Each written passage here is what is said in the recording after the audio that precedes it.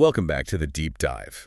This is where we really get into the weeds, pulling apart the blueprints behind some truly global phenomena, just for you. Right. And today we're tackling someone everyone thinks they know, Jennifer Aniston. Exactly.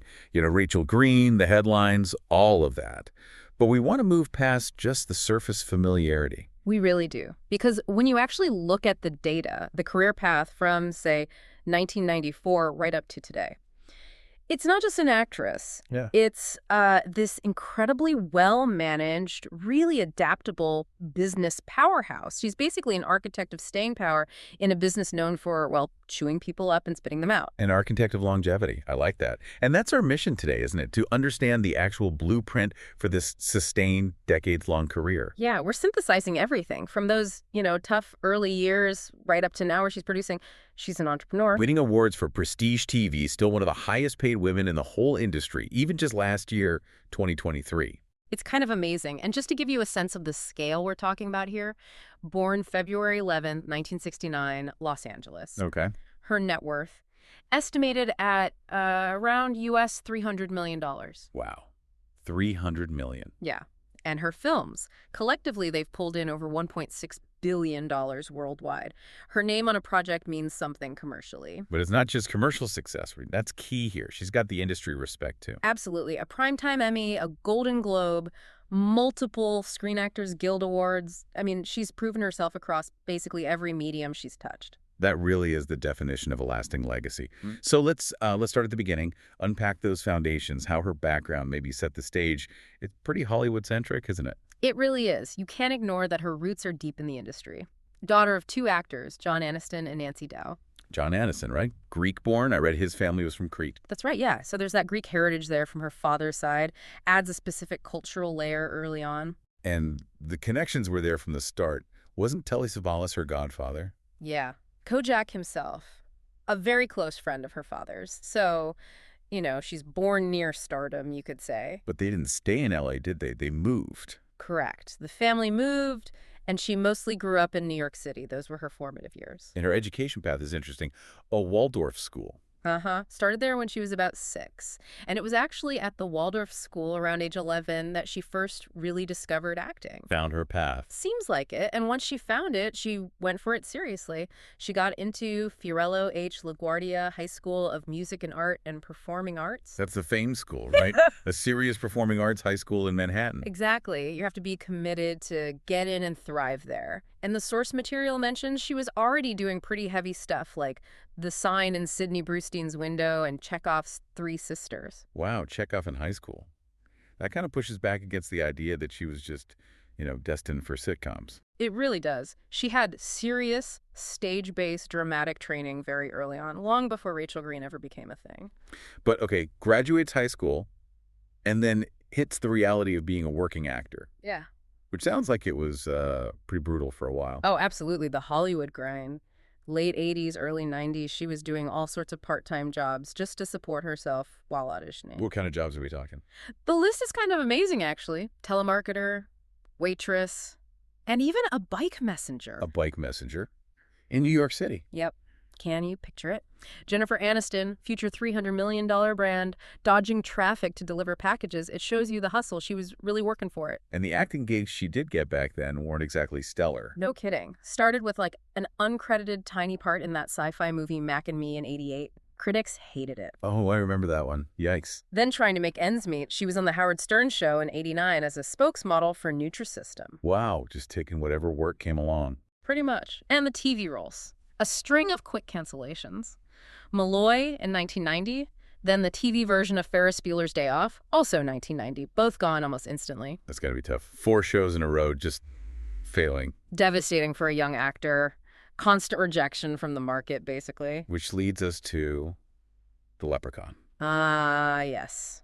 1993, the horror comedy she later said she was pretty embarrassed about. Entertainment Weekly called it her worst role ever, didn't they? Famously, yes. So look at the picture. This isn't some smooth ride to fame. It's marked by roles she kind of regretted, failed pilots. It makes sense the sources say she was feeling pretty down around this time. Right before the big break. Hey. And the story of how that happened is almost like movie script stuff itself. It really is. She's literally at a gas station in L.A. Just pumping gas. Apparently. And runs into Warren Littlefield, who was the head of NBC Entertainment back then. No way. Yes way. And she actually goes up to him, kind of desperate, asking if she should even keep trying. Wow. Gutsy. Totally. And he encourages her, tells her to hang in there, and then just months later, Littlefield is instrumental in getting her cast in Friends. Persistence meeting opportunity at a gas pump. But here's the really crucial part, the strategy bit. She had another huge offer right at that same time. That's right, a spot as a featured player on Saturday Night Live. Which in the early 90s was like the absolute pinnacle for comedy talent, right? Yeah. A guaranteed springboard. You bet. SNL meant stability, massive visibility, a clear path. Friends was just another pilot, one of dozens hoping to make it. And remember her track record with pilots up to that point. So turning down SNL for Friends was a massive gamble. Huge risk. Why do you think she did it? Maybe. Maybe she saw something in the Friends script. Yeah. Or the ensemble. After 4 failed shows, maybe she felt an ensemble was safer or just had a better feeling about it. I think it points to a really calculated risk assessment on her part. She must have had incredible faith in that specific material, the chemistry maybe she sensed with the cast. So she traded the known quantity of SNL. For the potential, the much bigger potential, of a hit ensemble sitcom. Being in millions of homes every week, really building a character connection. That choice, that gamble, basically defined the next 10 years of television. And boy, did that gamble pay off. The second that someone Friends at the airwaves. Instant validation. But it's funny, she wasn't even the first choice for Rachel Green. Oh, yeah. Who were they thinking of? Well, they initially asked her to audition for Monica Geller.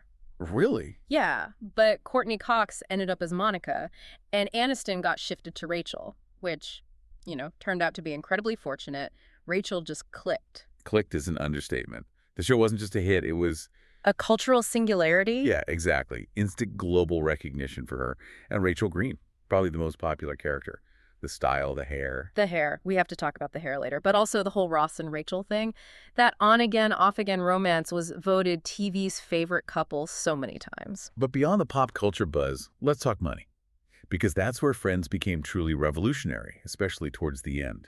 Oh, absolutely. That final season's salary, $1 million per episode each, for her and the other female co-stars specifically. $1 million an episode. That number is just wild. But it's how they got it. That's the real lesson, right? Exactly. It wasn't just a record payday, though it was that 2 Guinness World Record, highest paid TV actress ever at the time. The key insight, as the sources point out, is that the 6 main actors banded together. They negotiated as a group. Yes. Realized their collective power was way more than any individual leverage. They went in as a unit, a unified front. So basically saying, you want any of us, you pay all 6 of us the same massive amount. Precisely. It forced wage parity and stopped the studio from playing them off each other. A brilliant strategic move. It fundamentally changed the game for how major ensemble casts negotiated after that. Real business savvy. So, huge commercial success, record-breaking money. But did the critical respect follow during the Friends years? It did. She got 5 Primetime Emmy nominations for Friends over the run. 5. And she won the big one, lead actress, in 2002. Then followed it up with the Golden Globe for Best Actress in 2003. So yeah, she reached the absolute peak of TV success, critically and commercially. Okay, so she conquers TV. Yeah. But the big challenge is always the leap to movies, right? So many TV stars flame out trying to make that jump. How did she manage it? Well, she started kind of cautiously leveraging that Friends charm. Her first real starring movie was Picture Perfect in '97. Romantic comedy. Yep. Critics were kind of lukewarm on the movie itself, but most agree she had undeniable screen presence. She could carry a film, that was clear. And she mixed it up a bit too, didn't she? Like Office Space. Right. Playing the waitress in that cult classic in '99 showed a different side. But the really smart move, the key to long-term film survival, was proving she could do more than comedy while Friends was still on. Establishing dramatic cred early. Exactly. And that came with The Good Girl in 2002, an independent dramedy. That was a definite pivot. Wasn't she playing like a very unglamorous character? Totally. A cashier in a dead-end job in a small town, cheating on her husband, miles away from Rachel Green's world. It was a deliberate strategic choice. And how did that go over? Critics loved it. Roger Ebert called it her breakthrough. said she'd finally, decisively broken the Friends mold. And for an indie film, it did well commercially, too, made over $14 million. It proved she had range, that she wasn't a one-trick pony. So smart. Building that critical foundation before the safety net of the show ended. Genius, really. It meant when Friends wrapped, she wasn't just seen as Rachel trying to be a movie star. She'd already proven she could act. And then, bam, right after that critical win, she goes full blockbuster, Bruce Almighty, with Jim Carrey in 2003. Huge. She played the girlfriend, and that movie was a monster hit. Pulled in, what, $484 million worldwide? Wow. Fifth highest grossing movie of the entire year. That cemented her as a massive global draw, no question. And she kept that momentum going, right? Right. Along came Polly with Ben Stiller the next year. Yep, 2004. Another solid hit, $172 million worldwide. So that whole decade, basically 1994 to 2004, she solidified everything. TV icon, record-breaking earner, bankable film lead, and someone who could deliver critically acclaimed performances. A true double threat. Okay, so Friends ends in 2004. The pressure must have been immense then, right, to prove she could sustain it without the show. Oh, absolutely. The post-sitcom era is notoriously difficult, but her strategy of consistent commercial film work basically guaranteed her survival, even if the reviews weren't always glowing. Let's look at that run, say 2005 to 2013. The number of actual hits is pretty remarkable. It really is. She just kept headlining these big comedies and dramedies that delivered at the box office. Take the breakup in 2006 with Vince Vaughn. Right, I remember that one. Reviews were kind of mixed. Yeah, some were harsh. One critic actually said it was like the "we were on a break" episode of Friends stretched out too long. Ouch. Ouch indeed. But did it make money? Oh yeah, $204 million worldwide. It proved her name alone could open a movie, regardless of what critics thought. Then came Marley and Me in 2008. That felt like a different kind of hit, more emotional. Totally. And it was massive. Set a record for the biggest Christmas Day opening ever at the time, like $14.75 million in one day. Just one day, wow. And the total worldwide take was almost $243 million. It showed she could do the heartfelt family drama thing too, broadening her appeal beyond just rom-coms. Kept that America's Sweetheart vibe going. And she kept pairing up with reliable comedy partners too, Adam Sandler and Just Go With It in 2011. And Horrible Bosses the same year both crossed the $200 million mark globally. Her role in Horrible Bosses was definitely different, playing against type. Right, the sexually aggressive dentist. It was kind of brilliant, actually. Showed she wasn't afraid to get raunchy and subversive within that commercial comedy framework. A smart risk. And the hits just kept coming. We're the Millers in 2013. Huge financial success. Made something like $269 million on a pretty modest $37 million budget. She became, the go-to star if you wanted your mainstream comedy to make serious money. Okay, so commercially, she's absolutely rock solid through this period. But you mentioned strategy. Was she still pushing for those critical roles too? Yes, and this is where the strategy gets really interesting again. She didn't just rest on the commercial success. She made another major push for dramatic respect, and that culminated in the 2014 film Cake. Cake, right. That felt like a much bigger leap than The Good Girl, didn't it?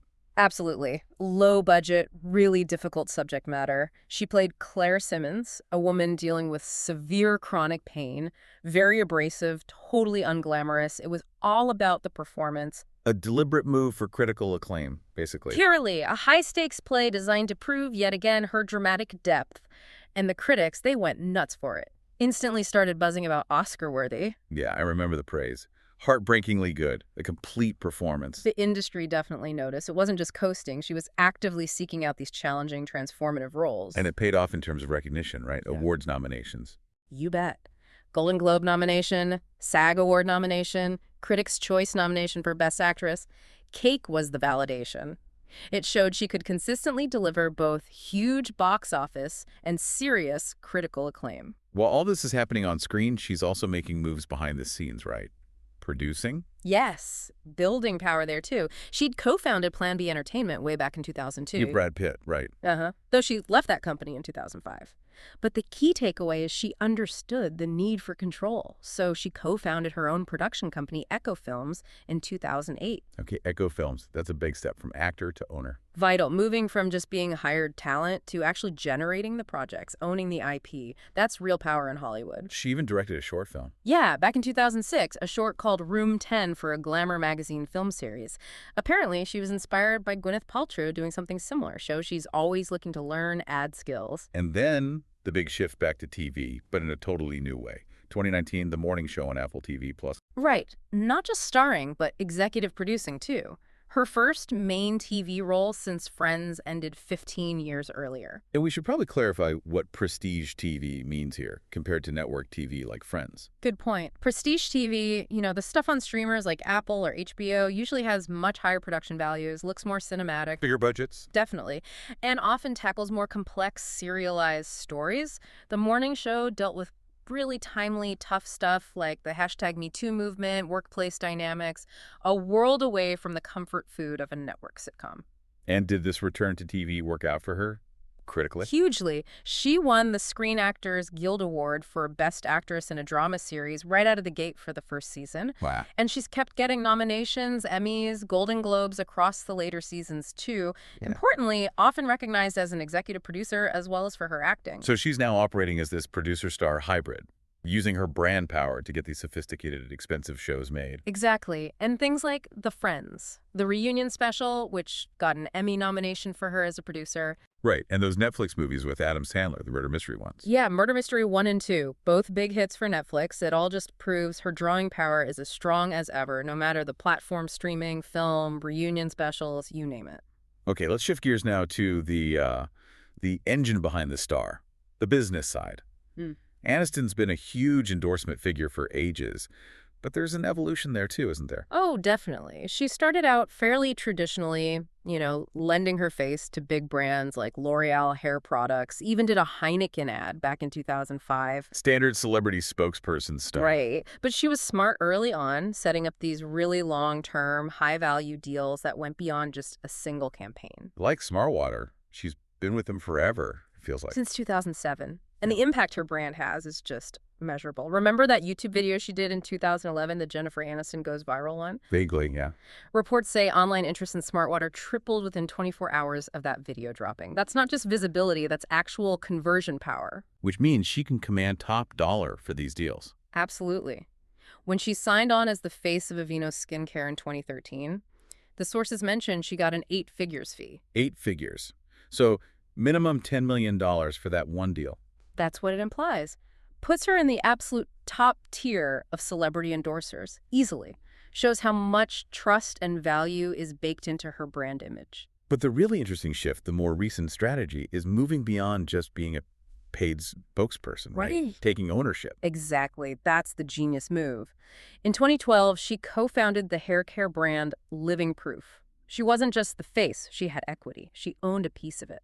Ah, so she benefits if the company does well overall. Precisely. It's a difference between getting a salary and owning part of the factory. When Living Proof was sold to Unilever in 2016, she cashed out not just from fees, but from the increased value of the company itself. That's building real wealth, moving from talent to asset generator. And she's continued that model. Yes. She launched her own fully owned hair care company, Lolavi, in 2021. Lovi, right. So now she has complete control. Total control. Product, marketing, and crucially, all the profits. It's that vertical integration of her brand. Very savvy. We should also touch on her fragrances. That's a more classic celebrity venture, but still significant. For sure. Launched her first perfume in 2010. Interestingly, it was originally called Lolavi. The name she used later for the hair company. Exactly. They changed the perfume name to just Jennifer Aniston, which itself says something about the power of her name as the brand. And she released more after that. Yep, 7 others through 2020. Jay, Near Dusk, Beachscape, the Chapter series. She really leveraged every commercial avenue available to someone with her level of fame. And with this huge platform comes philanthropy. Seems like she's been pretty consistent with that, too. Very consistent. And it's not just showing up at events. She's been a longtime advocate for places like St. Jude's Children's Research Hospital. She hosted the Stand Up to Cancer show back in 2008. Any more direct action? Yeah, she directed and starred in a video for the It Can't Wait campaign, which was focused on freeing Burma. So using her skills for advocacy, too. And actual donations. The financial side. Significant ones. After the earthquake in Haiti, she gave $500,000, splitting it between Doctors Without Borders, Partners in Health, and AmeriCares. Wow, $500,000. And then in 2017, for hurricane relief, she donated $1 million total to the Red Cross and the Ricky Martin Foundation. These aren't small checks. They're substantial contributions. And her advocacy extends to social issues, too. I remember something about a Glee Award. Right. She received G. Ill's Vanguard Award in 2007. That's for people who've made a big difference in promoting understanding and visibility for the LGBT community. So her platform use is quite broad. Okay, this final section might be the most fascinating and maybe the most challenging. How she's managed her public image, especially against just relentless media attention. She got that America's Sweetheart label early on. She did, yeah. Came straight out of Friends. It's just, charm, relatability, conventional appeal. What's kind of amazing is how long it stuck, for nearly 25 years. And the Most Beautiful list definitely played into that. Oh, yeah. People magazine's Most Beautiful Woman. She topped that list twice, 2004 and again in 2016. GQ's First Woman of the Year in 2005. And Men's Health readers voted her the sexiest woman of all time in 2011. What was their reasoning for Men's Health? That seems specific. They apparently praised her for being refreshingly human and attainable, which points to that careful balancing act she's maintained a global superstar, yet somehow seeming approachable. And of course, you can't talk about her image without talking about the hair. The Rachel. It was more than a haircut. It was a global phenomenon in the mid-90s. Salons everywhere were doing it. But didn't she say she actually hated it? She did. Hated the style she had for the first couple of years of Friends, which is just wild, right? It shows how media and pop culture can create something totally beyond the individual's control. The haircut became bigger than her preference. Okay, now for the really intense part. The scrutiny over her personal life, especially her relationships. The marriage to Brad Pitt. 2000 to 2005. That relationship, and especially the divorce, was just tabloid hyperdrive. The whole Team Aniston versus Team Jolie thing, it was everywhere. Everywhere. Pure media frenzy, fueled by speculation about infidelity, who was the victim, who was the villain. It was incredibly invasive. But she didn't really lean into that victim narrative publicly, did she, over time? No, she actually tried to diffuse it later on. She gave that quote, nobody did anything wrong. It was just like, sometimes things happen. Trying to offer a more mature take, refusing the role the tabloids assigned her. But the scrutiny didn't stop after that relationship ended. It just shifted, didn't it? It did.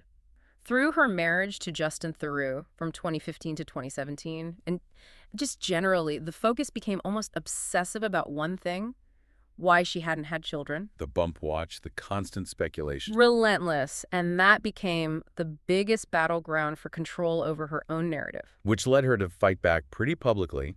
That essay she wrote for the Huffington Post in 2016. That felt like a major turning point. Huge.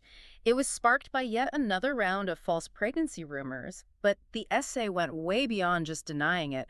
It was this powerful critique of how women are objectified and scrutinized by the media. What was the core message? It was about self-definition, that famous line, "We are complete with or without a mate, with or without a child. We get to determine our own happily ever after for ourselves." That's a really powerful statement, basically taking back control of her own story. Absolutely. It shifted her public persona from being someone constantly defined by her relationships or lack of children to someone actively defining her own completeness and value. And then years later, she shared even more about that struggle, the IVF journey. Yes, in 2022, that was incredibly brave. She revealed she'd gone through in vitro fertilization, trying really hard to conceive in her late 30s and 40s. Said she was throwing everything at it. Yeah, IVF, Chinese teas, the works. And she called the whole process really hard. Sharing that vulnerability after decades of silence and speculation was kind of revolutionary. It must have resonated with so many people going through similar things. Changed her image again, maybe. From sweetheart to something more resilient, honest. I think so. It added this layer of profound honesty and resilience, and it gave context to all those years of tabloid noise. Suddenly you understood the private struggle behind the public face. There's that lovely detail, too, about Adam Sandler's family. Oh, yeah. That she mentioned his family sends her flowers every Mother's Day. Just a small, human touch acknowledging her journey. Really touching. And then she actually used this very personal experience publicly, didn't she? In a more political context recently. She did, yeah. It was in July 2024. There were comments made by the Republican VP nominee, J.D. Vance. Right, about childless cat ladies. I remember that. Yeah. And questioning IVF, I think. Exactly. And Aniston, well, she responded directly on social media. Using her own story. Precisely.